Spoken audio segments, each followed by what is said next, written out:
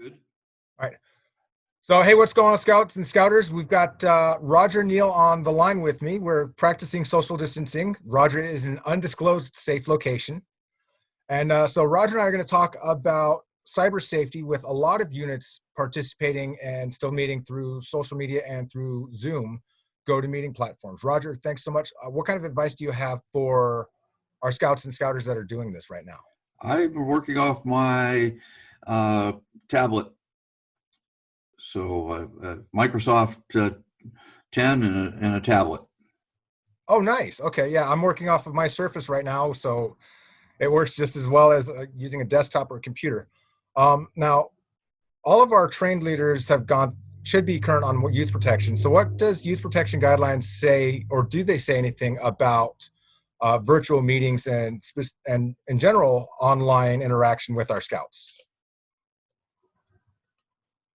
Well, Rick, I'll cover that in just a second, but let's start with a safety moment on cyber safety. And there are a number of safety moments on the Health and Safety website for Scouting, and there has been one now for several years on cyber safety. So since all of us are spending more time using digital media, whether it's for education, research, that's how a lot of people are staying connected, socializing.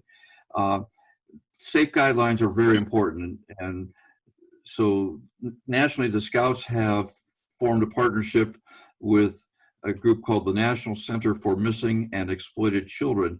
And they're a training expert for many law enforcement agencies and youth groups. And so this is the resource that we're using from the Scouting standpoint.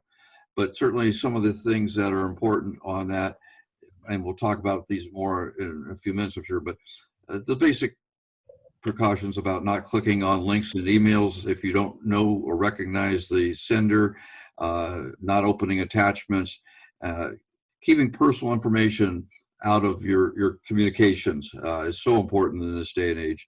And probably the last one is, paying attention to website URLs, and many of them look similar to what you may see, but if you don't recognize that or you're wary, the option is best is to not open it and then use your phone to call that organization to see if they were reaching out to you.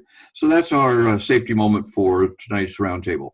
Hey, so Roger, when you talk about personal information, like when I send emails, I often include my email address and phone number in my signature. So what kind of personal information are you talking about in terms of that our Scouts and volunteers should be protecting? Well, I often do the same, but it depends on whom I'm sending that email to.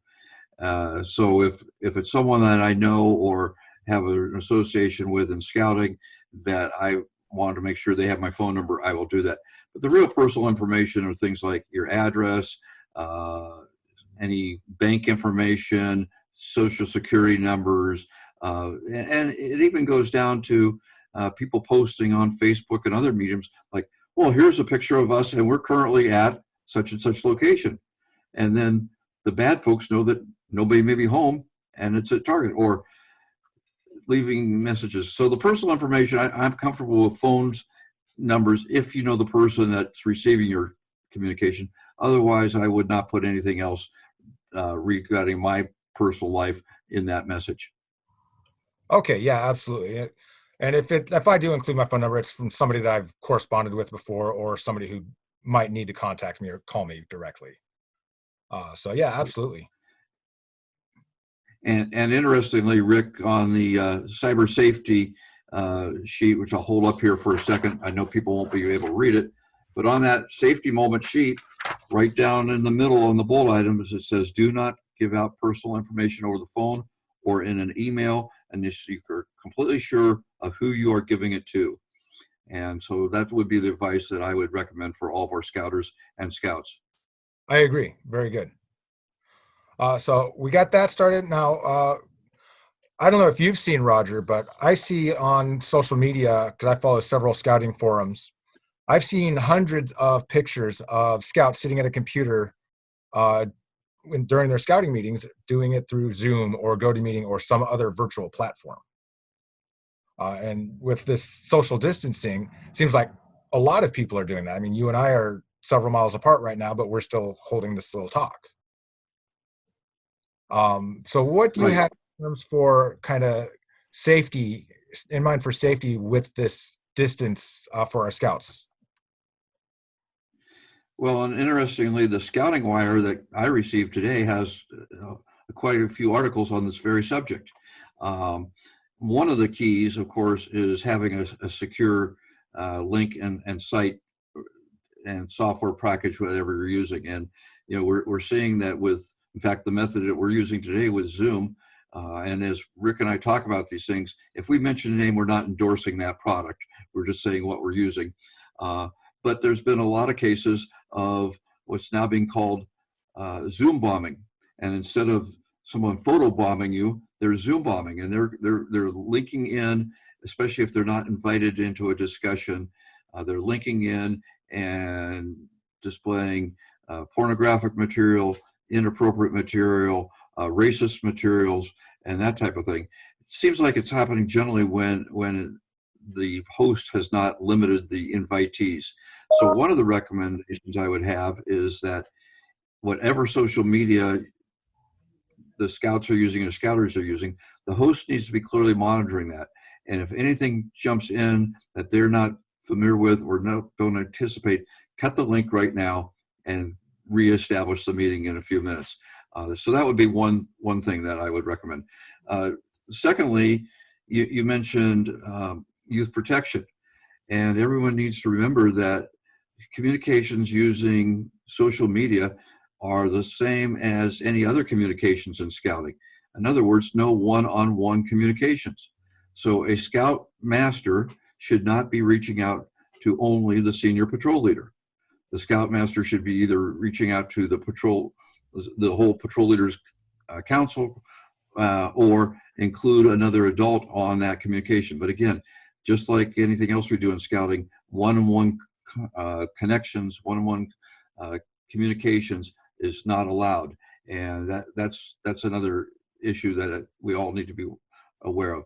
And I think the third is, and we could talk about this in a couple of minutes, the scout law and gives us some great guidance of how to behave ourselves when we're online. Right, absolutely. And it's funny because as we sit here, Roger, I'm looking at my participants list here for my Zoom, and I'm monitoring it because I have heard of that, people jumping in without being invited. And right now I see just you and me in here. But as host, if all of a sudden something appeared that you didn't expect, and that was the case, then you have the ability and should just terminate the connection and the virtual meeting and go on. So very important in this day and age that the bad guys have figured out a new way of invading our own personal lives, and everybody's using these methods right now every day, and so we just need to be aware of that. Yeah, absolutely. And one thing, and I'm actually going to talk with Nicole about this later, one thing that I see a lot of are troops and merit badge counselors holding merit badge training classes through Zoom, which it's nice to see that even though we can't be physically together right now, we're still engaging in that scouting mission. Yeah, very definitely. But again, just like if I am a merit badge counselor, I should never have one scout in my home or be with that one scout while doing the merit badge counseling. There always needs to be more two deep leadership, and there should be, maybe we get 2 or 3 scouts that want to do the same merit badge, even better. But just the same principles apply. We're just using technology instead of face-to-face meetings, but everything else from youth protection still applies. Right, absolutely. Now, you mentioned emailing, as Scoutmaster Rick can't email a single scout by himself. Now, I've actually had scouts email me without including a parent or another adult leader in the email traffic. What should I do with that? Now, I'll tell you, I know what I've done in the past, but for those of us who don't normally encounter that, what should we do with that information? Well, what have you done in the past? Honestly, I've completely ignored it until I saw the scout in person again, and with another leader said, hey, send this email, include your parents in that email traffic, or I'm not going to acknowledge that email. Right. that certainly is one strategy, but you could do the same thing electronically. You could reply back to that scout and include the scout's parent, guardian, which are acceptable, another scout leader, and make that same comment in writing in the email, which really does build a trail that you're following the youth protection guidelines. And so that you could do it both ways, but whichever you're comfortable with. The important thing is you're not engaging in a conversation with that individual scout. I think the other thing you could do is perhaps that scout raised a question. Well, again, you could answer that question, in my opinion, as long as you included someone else, like the parent or an assistant scout leader, in your correspondence back to that individual. And again, it's also a great time to do some education and reinforce with them politely that please don't reach out to me singly. Please include your parent, your scout leader, whomever is appropriate in your communications with me. Absolutely. What other tips, words of advice do you have for our scouts and scouters to go right now, moving forward until we're able to start meeting in person again? Well, a couple of thoughts that I have, and one is I'm going to encourage all unit leaders and all of our youth members to get the cyber chip. And the cyber chip is a series of specific requirements, and they are specific to grade. So it starts at grade 1 and goes through grade 12, depending on what those are. That's a free service, and would really recommend that all scouts and scout leaders get the cyber chip, and they can just go onto the scouting website and scouting.org and look for the cyber web chip. That gives a lot of guidance, and it's going to help protect the individuals, whether they're adults or youth. So that, and by the way, that cyber chip, much like a totem chip or a whittling chip or some of the other chips that we have in scouting, is good for 2 years and then needs to be renewed if the scout wants to have it. So that's something that every scout could do right now at home without the unit meeting. And so that would be one thing that I would recommend. Secondly, especially if it's on training, making sure that we're following the syllabuses and the training guidelines. And if it's an advancement situation, let's say the advancement requirement is to demonstrate how to bandage an injured hand. Well, I guess you could do that electronically as long as the leaders, and that was plural, can see that. But really, this medium works out best for explaining and those types of things. The hands-on how to demonstrate stuff, depending on what it is, you may be able to do at home and via the computer remotely. But some of that things, it's going to be pretty tough to demonstrate how to light a campfire on social media. But people are creative, and they may be able to do that. So again, I strongly suggest the cyber chip. And there's also a resource in scouting. It's called the Scout Law and Cyber Safety and Cyberbullying. And again, this has been out for many years. But what I like about it is that it uses the Scout Law as guideline. Okay, and I can definitely I can dig up those links, and I'll put those onto the screen as we put this up for our viewers to see. That way they can see those links as well. What other resources are there out there for our volunteers to reference for this digital online safety? Oh boy, that's a great question. I think one of the resources that most of our volunteers have that is not scouting resource is information from their internet provider that talks about how they set up a good secure password on their router at home. And having good strong passwords on the routers certainly helps reduce the potential of someone hacking into the call and doing bad things. So that's a non-scouting resource that I would recommend. Okay, perfect. Hey, Roger, I appreciate you taking the time to sit down and talk with me. Hopefully you are staying safe and staying healthy. Is there anything you'd like to add before we break to our next topic?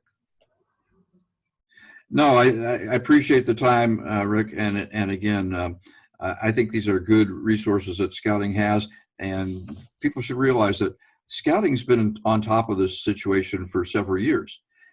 We're not just doing a knee-jerk reaction because of the distancing. So good resources, follow the same principles, whether you're a merit badge counselor or working with a den, doesn't matter. The Two Deep leadership, following that, and you know what, for especially us older folks that may not be as socially media savvy as some folks like you are, be flexible and look at it. And again, the Scouting Wire messages that I got today had some great examples in them of what units are doing around the country, and patrol leaders councils are getting very creative. An idea came out yesterday that I saw was have a social meeting or movie night together where everybody's seeing the same movie independently at their homes using social media. So I think that be creative and use the tool to its best advantage, and it is so important.